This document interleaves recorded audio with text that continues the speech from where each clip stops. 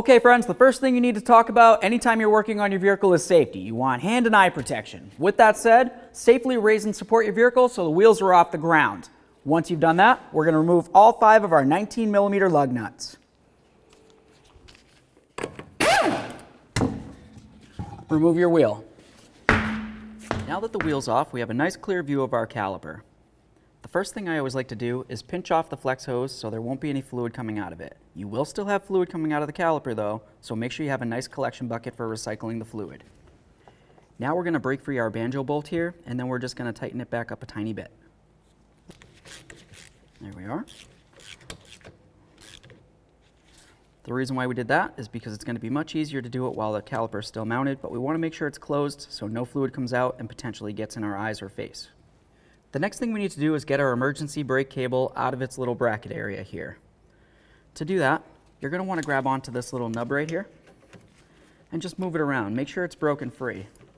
Next, I'm going to go ahead and grab on between this lever here and up here. Try to squeeze these together and get my line out of the area it's in.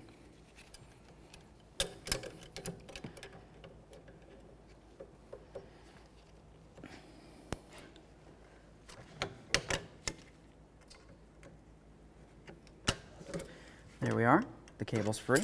The next thing we need to do is grab onto our cable and spin it until you can see the little push tab come around. There's going to be one on this side, and then there'll be one on the forward side as well.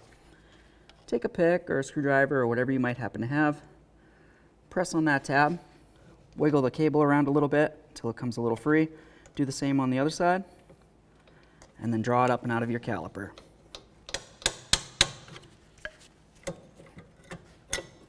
There we are. We're going to remove our caliper mounting bolts. There's one here and there's one located up top.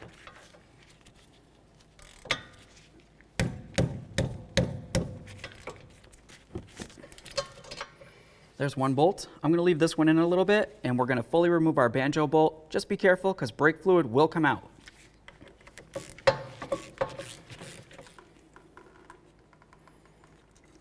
Let's go ahead and remove that last bolt. Make sure that you don't have any gaskets left over on your flex hose. Before you go ahead and install your brand new caliper, it's important to make sure that you lubricate everything and double check everything. Go ahead and take off these caliper slider bolts right here, and then separate the two pieces. At this point, what we would want to do is take off our tins. And then I also like to take off the sliders. I'll just grab onto this and I'll pull it right out. The reason for that is because I want to make sure there's a sufficient amount of lubricant inside here. If there isn't enough, there's a possibility that water could get in and of course cause damage. Just going to open this up, put on a whole bunch of lubricant, and slide it right on back in there. Do the same to both. Now that we've finished up with the sliders, we're going to go right along this area here where the tins are going to go. Do this on both sides of the caliper bracket. Now let's go ahead and put our tins on there.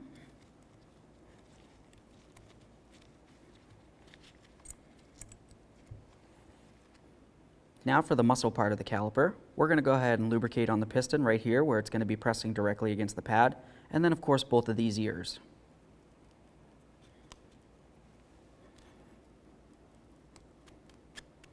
Time to make our way back over to the vehicle, and we're going to take this bracket. We'll take the two mounting bolts, and I always like to use a little bit of red thread locker. Go ahead and line it up with the knuckle back here. Start in both of your bolts. We'll snug them up and then torque them to manufacturer's specifications. These to 96 foot-pounds.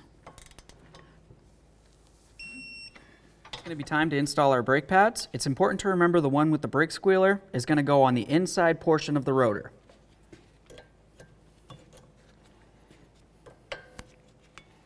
Take your brake caliper, slide it right over those pads and sliders, and of course insert your bolts. We'll snug them up and we'll torque those to specs as well. Now we're going to torque this to 26 foot-pounds. Go ahead and hold onto your slider so it can't spin. There it is. Now it's going to be time to get our e-brake cable back onto the caliper. I'm just going to put it right along here, start it in there, just like that. I'll come along the back side here, lift up on this, and then slide it in. And now I'm just going to make sure that I lock it in. Give it a nice tug, make sure it's secure. Let's get this little cover out of here, set it aside because we're going to use it in our old caliper. Now we're going to need our banjo bolt. Double check it to make sure there's no gasket. Your gasket should look a little bit like this. Once you're sure that it's clean and does not have an original gasket, put on a brand new gasket. Put it through your line, put on your other gasket. Now when you put your hose on, you want to put it so it's aiming off towards the inner portion of the vehicle. You definitely don't want to put it so it's facing up, because then it'll be hitting up against the wheel. Let's go ahead and snug this up, and then we'll torque it to 37 foot-pounds.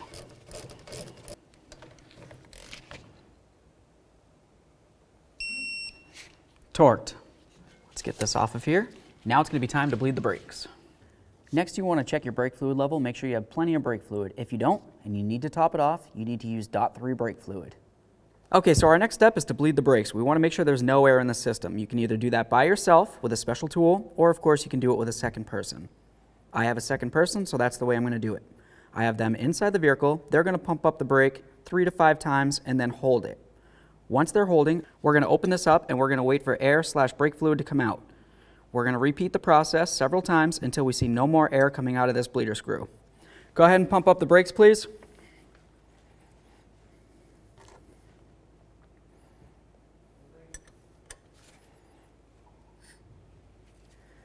Okay, I heard a lot of air come out of that one, but no fluid. Close it up. Here we go again. Go ahead and pump. So there's the fluid and air that I was talking about. You saw those little air bubbles? We want to make sure that there's no air inside of your brake system. We need to continue.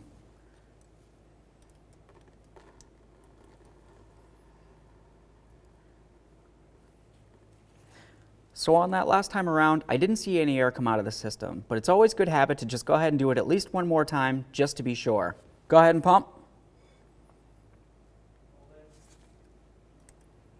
All right, so see, there you go, a little bit more air.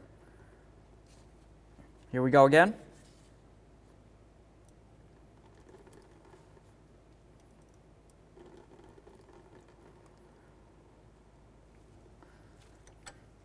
So as you saw, I had 2 times of bleeding the caliper with no air coming out of it. That should be good enough. If you want it to continue, that's completely up to you. We'll call it your prerogative.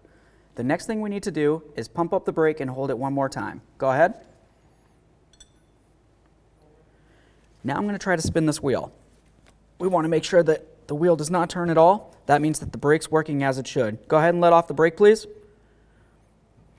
Give it a little spin. That spins perfectly. That means that everything's functioning as it should that way as well. We also have the e-brake cable here, so we want to make sure that that's working as it should. Can you please push on the e-brake?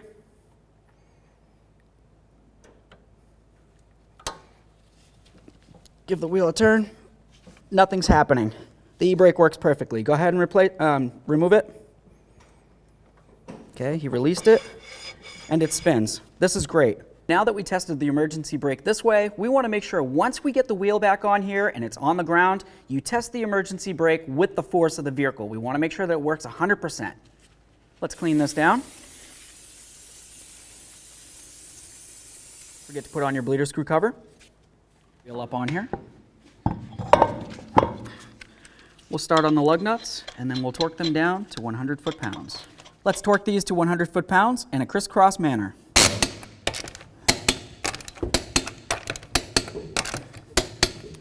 Torqued. Let's go ahead and check and top off our brake fluid.